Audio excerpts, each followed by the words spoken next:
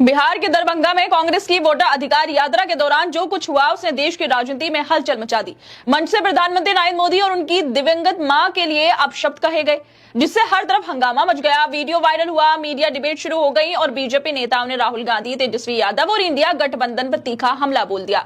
लेकिन अब इस पूरे मामले में एक नया मोड़ भी सामने आया, जो न सिर्फ चौंकाने वाला है बल्कि कई सवाल भी खड़े करता है।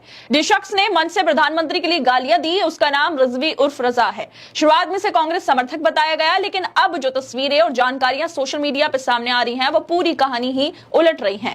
वायरल हो रही तस्वीरों में रिजवी बीजेपी के कार्यकरों में शामिल होता हुआ दिख रहा है। बीजेपी का पट्टा पहने हुए है और कई वरिष्ठ भाजपा नेता जैसे शिवराज सिंह चौहान के साथ उसकी तस्वीरें भी देखी जा रही हैं। इससे यह सवाल उठने लगा है कि क्या यह सब एक सोची समझी साजिश के तहत किया गया। स्थानीय पुलिस ने उसे दरभंगा जिले के सिन्हवाड़ा थाना क्षेत्र से गिरफ्तार कर लिया।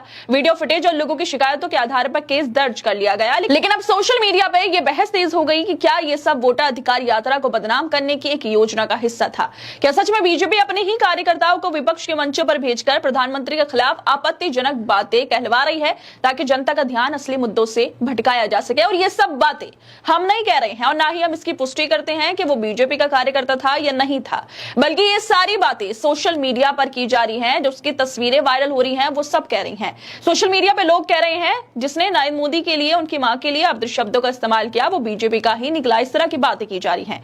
ये सवाल इसलिए और भी अहम हो जाता है जिस तरह से सोशल मीडिया पे लोग दावे कर रहे हैं कि वो बीजेपी का कार्यकर्ता है, कि राहुल गांधी की वोटर अधिकार यात्रा में भीड़ उमड़ रही है। जनता के बीच इस यात्रा को समर्थन मिल रहा है और ये यात्रा चुनावी राज्यों में बीजेपी के लिए एक बड़ी चुनौती बनती दिख रही है।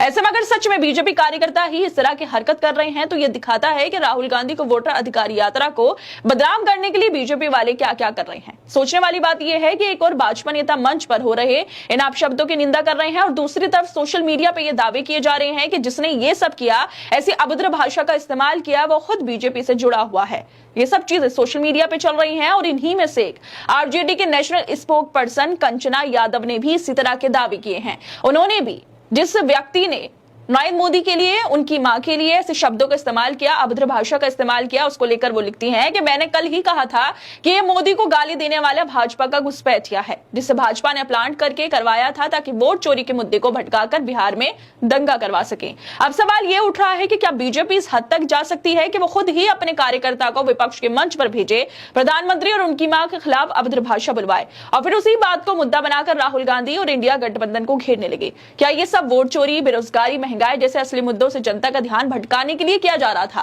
वोटर अधिकार यात्रा एक लोकतांत्रिक पहल है जिसका उद्देश्य जनता को जागरूक करना और लोकतंत्र को मजबूत करना है।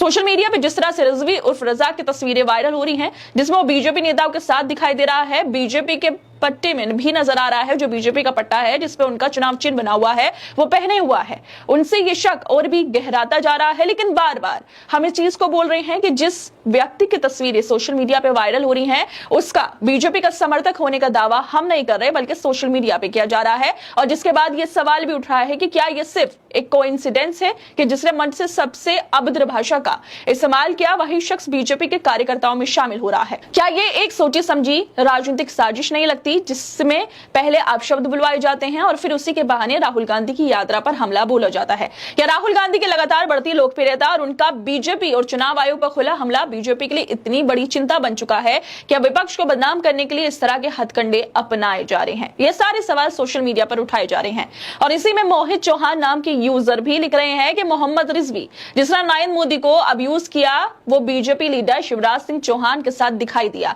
यानी अब बीजेपी खुद अपने लोगों को कांग्रेस के मंच पर भेज रही है ताकि वो मोदी जी और उनकी मां को गाली दे और असली मुद्दे वोट चोरी से ध्यान भटका सके। यकीन करना मुश्किल है। अगर ये सच साबित होता है कि मंच से प्रधानमंत्री नरेंद्र मोदी और उनकी दिवंगत मां के लिए अपशब्द भाषा का इस्तेमाल करने वाले शख्स वाकई बीजेपी का कार्यकर्ता है तो ये वाकई बेहद शर्मनाक और अफसोसनाक बात है। सोचने वाली बात यह है कि कोई व्यक्ति सिर्फ राजनीतिक फायदे के लिए किसी यात्रा या नेता को बदनाम करने की साजिश के तहत इधर नीचे कैसे गिर सकता है कि एक मां को लेकर ऐसी घिनौनी भाषा का इस्तेमाल करे। राजनीति में विरोध होना स्वाभाविक है लेकिन ऐसी हरकतों का होना शर्म की बात है, चाहे वो कांग्रेस के कार्यकर्ता हो, कांग्रेस के नेता हो या बीजेपी के कार्यकर्ता हो या बीजेपी के नेता हो। अगर किसी की मां को लेकर या प्रधानमंत्री को लेकर या किसी और नेता को लेकर इस तरह की भाषा बोली जाती है तो वो वाकई अफसोस की बात है और कार्रवाई भी होनी चाहिए। खैर दोस्तों, आप लोगों को क्या लगता है इस वीडियो को लेकर?